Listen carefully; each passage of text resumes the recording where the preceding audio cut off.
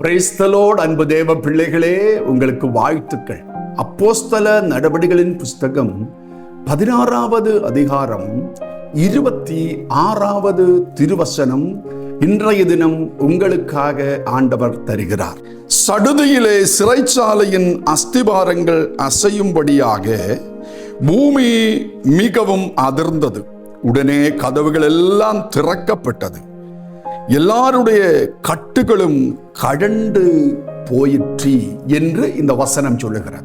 இந்த 16வது அதிகாரத்திலே நாம் வாசிக்கும் போது கர்த்தருக்கென்று இரவும் பகலும் ஊழியம் செய்து கொண்டிருக்கிற பவுலையும் சீலாவையும் இனிமே அவர்கள் ஊழியம் செய்யக்கூடாது என்று நினைத்து எதிரிகள் அவர்களை பிடித்து சங்கிலியினால் கட்டி அவர்களை சிறைச்சாலைக்கு உள்ளே தள்ளுகிறார்கள்.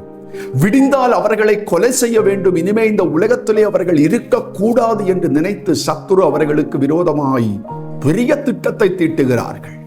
ஆனால் திருவசனம் சொல்லுகிறது, நடு இரவிலே எல்லாரும் நன்றாய் நித்திரை செய்து கொண்டிருக்கும் போது பவுலும் சீலாவும் கர்த்தரை பாடி துதித்தார்கள்.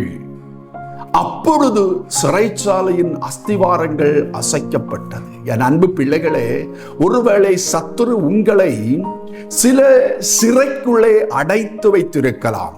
ஒருவேளை வியாதி எனும் சிறையாக இருக்கலாம், கடன் தொல்லை எனும் சிறையாக இருக்கலாம், குடும்ப பிரச்சனை எனும் சிறையாக இருக்கலாம், வேலை ஸ்தலத்திலே அதிகாரிகள் மூலமாக உள்ள சிறையாக இருக்கலாம். ஆனால் உங்களுக்கு நான் சொல்லுகிறேன், பவுலை போல சீலாவை போல பிரச்சனைகளை முக்கியமாக நினைக்காம ஆண்டவருடைய திருமுகத்தை நோக்கி பாருங்க. ஆண்டவரை நோக்கி, ஆண்டவரே எனக்கு ஒரு மிகப்பெரிய பிரச்சனை வந்திருக்கிறது என்று சொல்வதை நிறுத்திவிட்டு பிரச்சனைகளை கண்டு, பிரச்சனையே எனக்கு ஒரு மிகப்பெரிய ஆண்டவர் உண்டு என்று சொல்ல ஆரம்பியுங்கள். உங்கள் சிறைகள் தகர்க்கப்படும், உங்கள் சங்கிலிகள் உடைக்கப்படும், நீங்கள் வெற்றி பெறுவீர்கள். தைரியமாக இருங்கள், விசுவாசமாக இருங்கள். பரலோக பிதாவே, இந்த அன்பு பிள்ளைகள் எந்த சிறைச்சாலையின் அனுபவத்தில் இருந்தாலும் இயேசுவின் நாமத்தில் அவர்கள் சிறைகளை நான் உடைக்கிறேன், விடுதலை பெறுவார்களாக. இயேசுவின் நாமத்தில் நல்ல பிதாவே, ஆமென், ஆமென்.